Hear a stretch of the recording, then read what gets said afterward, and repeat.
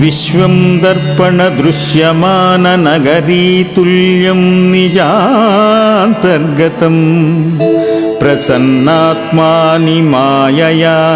బహిరినోద్భూతం యథా నిద్రయా యస్సాక్షాత్ కురుతే ప్రబోధ సమయే స్వాత్మానమేవాద్వయం తస్మై శ్రీ గురమూర్తయే నమః ఇదం శ్రీ దక్షిణామూర్తయే బీజస్యాంతరివాంకురో జగదిదం ప్రాజ్ఞిర్వికల్పం పునః మాయాకల్పిత దేశకాలకలన వైచిత్రనేత్రీకృతం మాయావీవ విజృంభయత్యపి మాయాయోగీ వయస్వేచ్ఛయా తస్మై శ్రీ గురుమూర్తయే నమః ఇదం శ్రీ దక్షిణామూర్తయే నమః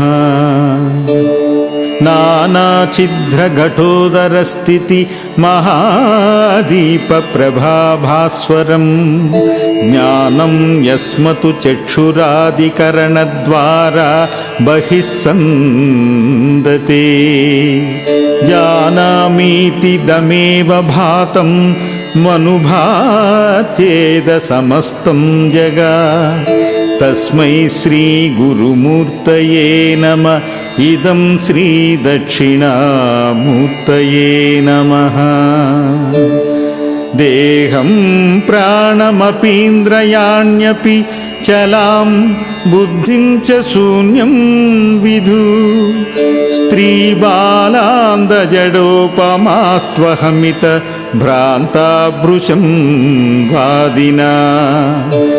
మాయాశక్తి విలాసకల్పిత మహావ్యామోహ సంహారిణే తస్మై శ్రీ గురుమూర్తయే నమః ఇదం శ్రీ దక్షిణామూర్తయే నమః రాహుగ్రస్త దివాకరేందు సదృశో మాయా సమాచ్ఛాదినా తన్మాత్ర కరుణోపసంహరణతో యో భూత్సుషుప్త పుమాన్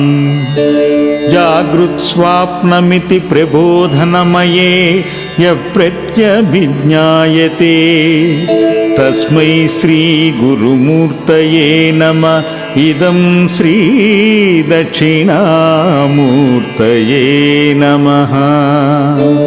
బాల్యాదిష్వపి జాగ్రదాదిషు తథా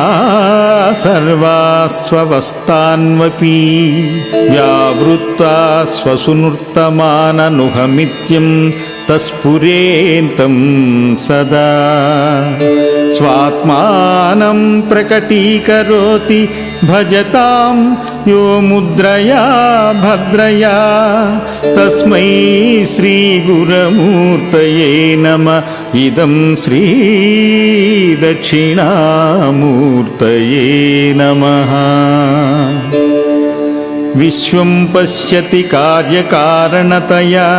స్వస్వామి సంబంధత శిష్యాచార్యతయా తదైవ పితృపుత్రాద్యాత్మనా భేదతః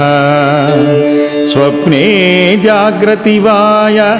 ఏష పురుషో మయా పరిభ్రామిత తస్మై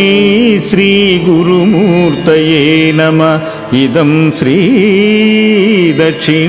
దక్షిణామూర్తయే నమః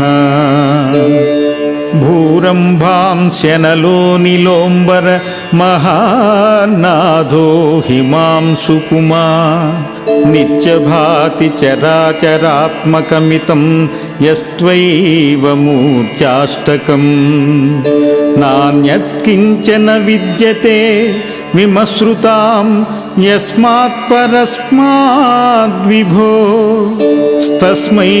శ్రీ గురుమూర్తయే నమః ఇదం శ్రీ దక్షిణామూర్తయే నమః సర్వాతత్వమితి స్ఫుటీకృతమిదం यस्मादमुष्मिन् स्तवे तेनास्य श्रवणा तद्धार्थ मननाध्यानाच्च सकीर्तनात् सर्वत्मत्वमहाविभूतिसहितं शादीश्वरत्वं स्वता सिद्धेत तत्पुनरष्टधा परिणतं चैश्वर्यमव्याहतम् वटविटपि समीपे भूमिभागे निषण्णं सकलमुनिजनानां ज्ञानदातारमारात् त्रिभुवनगुरुमीशं दक्षिणामूर्तिदेवं जननमरणदुःखच्छेददक्षं नमामि। चित्रं वटतरोर्मूले वृद्धा शिष्या गुरुर्युवा गुरोस्तु मौनं व्याख्यानं शिष्यास्तु छिन्नसंशया। ॐ नमः प्रणवार्धाय शुद्धज्ञानैकमूर्तये निर्मलाय प्रशान्ताय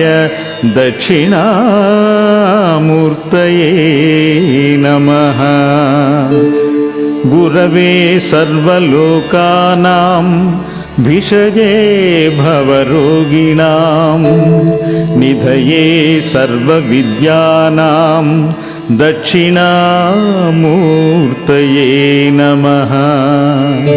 मौनव्याख्या प्रकटित परब्रह्मतत्त्वं युवानं वरिष्ठान्ते वसदृष्टिगणैरावृतं ब्रह्मनिष्ठैः आचार्येन्द्रं करकलितचिन्मुद्रमानन्दरूपं स्वात्मा रामं मुदितवदनं दक्षिणामूर्तिमीडे।